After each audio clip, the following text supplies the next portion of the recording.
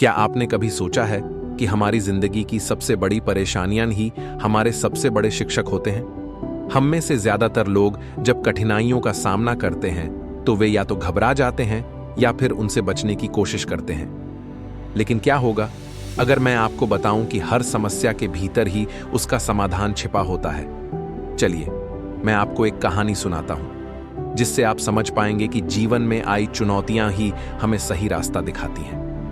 एक समय की बात है, मगध राज्य के एक प्रसिद्ध मठ में बोधि नामक एक बुद्धिमान और अनुभवी भिक्षु रहते थे। वे अपने धैर्य, करुणा और गहरे ज्ञान के लिए विख्यात थे।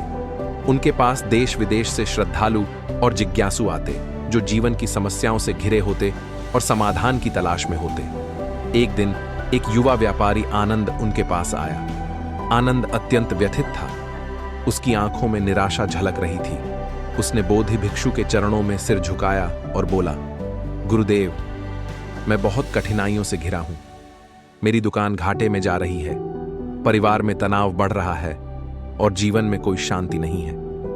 मैं इन समस्याओं से छुटकारा चाहता हूं, कृपया कोई उपाय बताइए।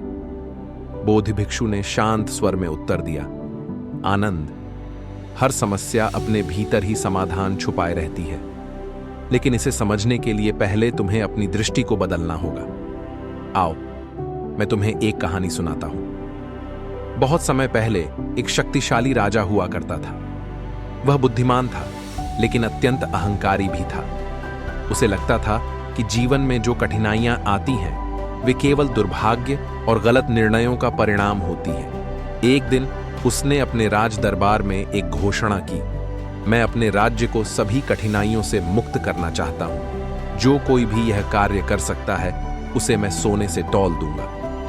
राज्य के कई विद्वान, मंत्री और साधु राजा के पास गए और अपने अपने सुझाव दिए। किसी ने कर सुधार की बात की, किसी ने शिक्षा व्यवस्था को बेहतर करने का सुझाव दिया, तो किसी ने सेना को मजबूत बनाने की सलाह दी। लेकिन कोई भी राजा को संतुष्ट नहीं कर सका। अंततः एक वृद्ध ऋषि राज दरबार में आए। उन्होंने राजा से कहा, महाराज, यदि आप अपने राज्य को कठिनाइयों से मुक्त करना चाहते हैं तो सबसे पहले अपनी दृष्टि बदलें। समस्याएं हमारे जीवन में इसलिए आती हैं ताकि हम उनसे कुछ सीख सकें और आगे बढ़ सकें। यदि आप केवल उनसे बचने की कोशिश करेंगे तो समाधान कभी नहीं मिलेगा। राजा ने पूछा, इसका क्या अर्थ है महर्षि? मैं समझा नहीं। ऋषि मुस्कुराए और बोले, आइए मैं आपको एक उदाहरण देता हूं। ऋषि राजा को अपने साथ जंगल में ले गए। वहां 3 रास्ते थे। पहला रास्ता सुंदर और समतल था, जिस पर चलने में कोई कठिनाई नहीं थी। दूसरा रास्ता कंकड़ों और पत्थरों से भरा हुआ था, जिससे चलने में कठिनाई होती थी। तीसरा रास्ता अत्यंत कठिन था, उसमें कांटे, गड्ढे और दलदल थे। आर्षि ने राजा से कहा, आपको इनमें से किसी एक रास्ते पर चलना होगा और अंत तक पहुंचना होगा, तब मैं आपको आपके प्रश्न का उत्तर दूंगा। राजा ने पहले रास्ते को चुना क्योंकि वह सरल और आसान था। जब वह अंत तक पहुंचे तो वहां कुछ भी नहीं था, न कोई सीख, न कोई इनाम। फिर उन्होंने दूसरे रास्ते पर चलने का निश्चय किया। यह रास्ता कठिन था, लेकिन उन्होंने धीरे धीरे इसे पार कर लिया। अंत में उन्होंने पाया कि उनकी शक्ति और सहन शक्ति पहले से अधिक बढ़ गई थी। फिर राजा ने साहस जुटाकर तीसरे रास्ते पर चलने का निश्चय किया। यह सबसे कठिन था। रास्ते में उन्हें कांटे चुभे, पैर कीचड़ में फंस गए और कई बार उन्हें लगा कि वे हार जाएंगे। लेकिन जैसे जैसे वे आगे बढ़े, उन्होंने देखा कि रास्ते में छिपे खजाने थे, दुर्लभ जड़ी बूटियां, जल के स्रोत और छायादार वृक्ष।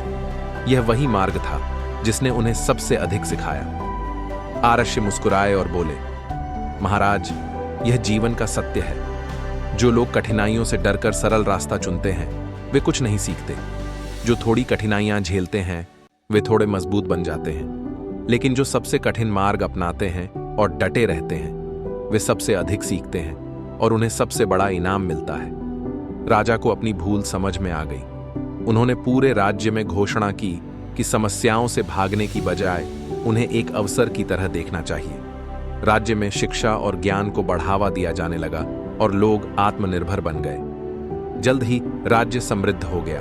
बोधि भिक्षु ने आनंद से पूछा, अब बताओ, तुम अपनी समस्याओं से क्या सीख सकते हो? आनंद ने गहरी सांस ली और कहा, गुरुदेव, मैं अब समझ गया हूं कि समस्याएं हमें मजबूत बनाती हैं। मैं अब अपनी परेशानियों से भागूंगा नहीं, बल्कि उनसे सीखूंगा और उनका समाधान खोजूंगा। बोधि भिक्षु मुस्कुराए और बोले, यही बुद्ध का मार्ग है। हर समस्या अपने भीतर ही समाधान रखती है, केवल हमें उसे देखने की दृष्टि चाहिए। आनंद ने कृतज्ञता के साथ प्रणाम किया और अपने जीवन की नई दिशा में आगे बढ़ गया।